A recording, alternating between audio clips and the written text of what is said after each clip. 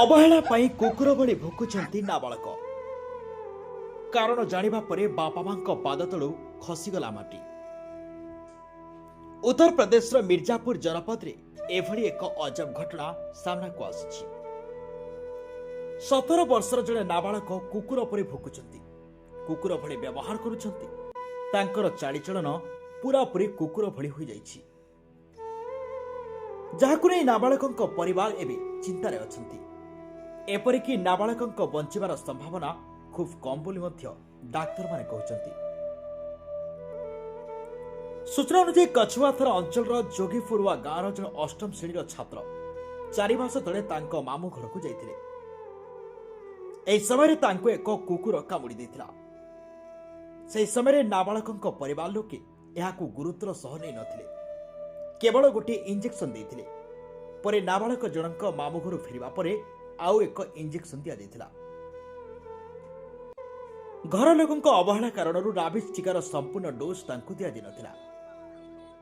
ଏହି ଘଟଣାର 4 ମାସ ପରେ ହଠାତ୍ ନାବାଳକଙ୍କ ବ୍ୟବହାର ପରିବର୍ତ୍ତନ ଆସିଲା।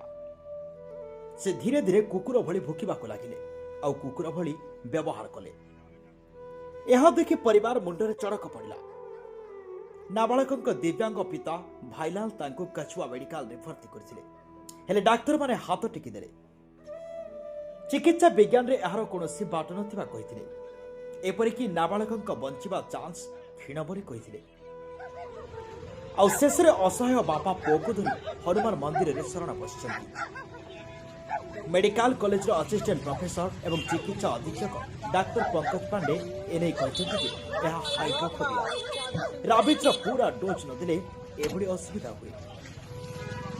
ଭାଇରସ୍ ସମଗ୍ର ଶରୀରରେ ଫେରିଯାଏ, ନିଶ୍ୱାସ ପ୍ରଶ୍ୱାସ ନେବା ନଳୀ ମଧ୍ୟ ସଙ୍କୁଚିତ ହୋଇଯାଏ, ଯାହାଦ୍ୱାରା ପୀଡ଼ିତଙ୍କ ସ୍ୱର କୁକୁର ଭଳି ହୋଇଯାଏ।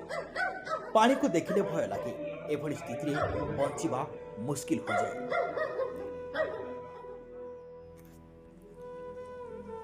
ତେବେ ଏହାକୁ ନେଇ ବାପା ମାଙ୍କ ଚିନ୍ତା ବଢ଼ିଛି। ଏପରିକି ନାବାଳକଙ୍କ ବଞ୍ଚିବାର ସମ୍ଭାବନା ଖୁବ୍ କମ୍ ବୋଲି ମଧ୍ୟ ଡାକ୍ତରମାନେ କହିଛନ୍ତି।